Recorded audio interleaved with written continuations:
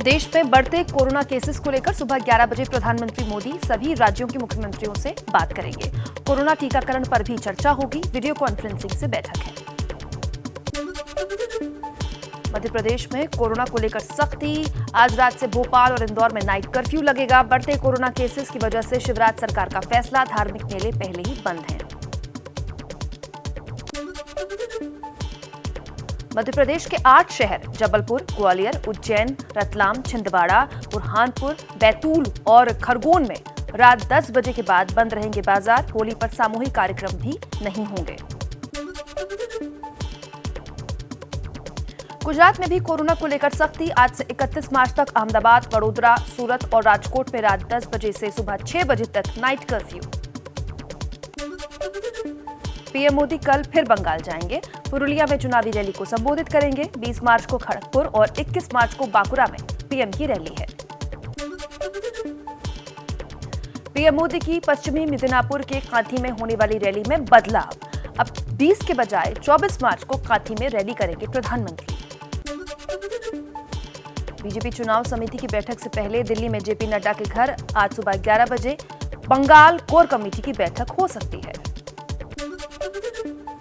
शाम 6 बजे बीजेपी मुख्यालय में केंद्रीय चुनाव समिति की बैठक। बंगाल के लिए बाकी रह गए उम्मीदवारों के नाम तय होंगे। बंगाल में आज आएगा टीएमसी का चुनावी घोषणा पत्र। शाम 4 बजे कोलकाता में सीएम ममता बनर्जी जारी करेंगी। ममता बनर्जी की आज झारग्राम में 2 चुनावी रैलियां। दोपहर 12 बजे लालगढ़ और दोपहर 2 बजे गोपीबल्लभपुर में रैली करेंगी। बंगाल में बीजेपी को रोकने में टीएमसी के लिए उतरने को तैयार एनसीपी अध्यक्ष शरद पवार 1, 2 और 3 अप्रैल को ममता बनर्जी के लिए चुनाव प्रचार करेंगे। ममता बनर्जी पर हुए कथित हमले को लेकर पवार ने कहा, बंगाल में ममता पर जिस तरह से हमला हो रहा है वो ठीक नहीं। हम सबको सहयोग करना चाहिए। पुरुलिया में बीजेपी के चुनावी रथ पर हमला। जेपी नड्डा ने इसे टीएमसी की बौखलाहट बताया। कहा, हार के डर से टीएमसी के गुंडों ने रथ में तोड़फोड़ कर दी। केंद्रीय मंत्री प्रकाश जावड़ेकर ने बीजेपी के चुनावी रथ पर हमले की जांच के चुनाव आयोग से की मांग। बोले, ममता के निर्देश पर बंगाल में लगातार गुंडागर्दी हो रही है। केंद्रीय मंत्री रामदास आठवले ने कहा, बंगाल में ममता बनर्जी की कुर्सी टूट रही है। बीजेपी का रथ तेजी से आगे बढ़ रहा है। और अब कुछ और खबरें देख लेते हैं फटाफट अंदाज में।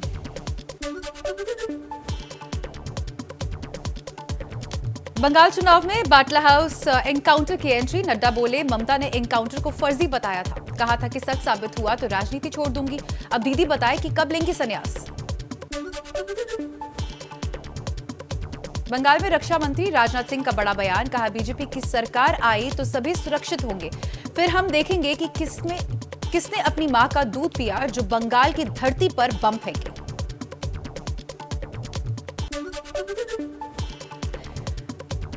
शिवसेना के संजय राउत ने पूछा, बंगाल में बम बन रहा है तो वहां एनआईए क्यों नहीं जाती। मुंबई में जिलेटिन के 20 टुकड़े मिला तो पूरा एनआईए वहां पहुंच गया। बंगाल में बम पर चुप्पी क्यों, ये केंद्र की भी जिम्मेदारी है।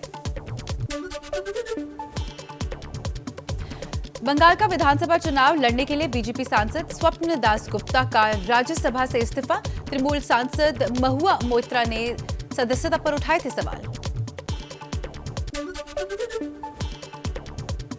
बंगाल विधानसभा चुनाव में इस बार हर बूथ पर सेंट्रल फोर्स की तैनाती होगी। केंद्रीय सुरक्षा बलों की कुल 956 कंपनियां तैनात होंगी।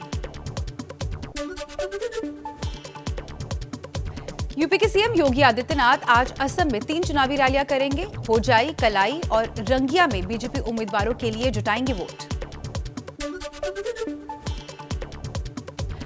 सुबह 9:30 बजे संसद भवन के लाइब्रेरी हॉल में बीजेपी सदस्य दल की बैठक। पीएम मोदी बैठक में हो सकते हैं शामिल। बीजेपी ने अपने लोकसभा सांसदों के लिए 3 लाइन का व्हीप जारी किया है। आज सदन में मौजूद रहने के लिए कहा है। दिल्ली में एलजी की शक्तियों को बढ़ाने के लिए लोकसभा में लाए बिल पर संग्राम जारी। आज जंतर मंतर पर प्रदर्शन करेगी आम आदमी पार्टी। सभी मंत्रियों के साथ केजरीवाल भी प्रदर्शन में पहुंच सकते हैं।